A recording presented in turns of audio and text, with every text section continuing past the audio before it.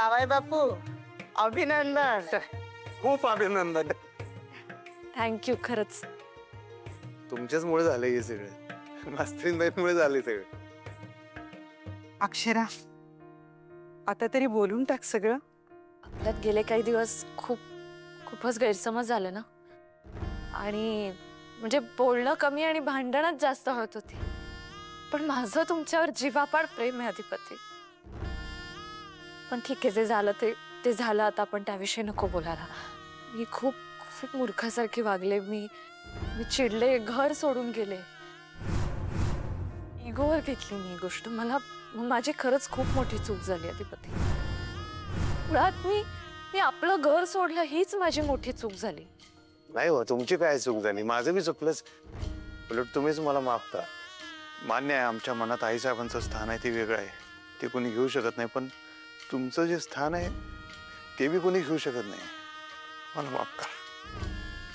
अक्षू सांग. अधिपती, आपण आई बाबा होणार आहोत. काय म्हणला? आपण आई बाबा होणार आहोत.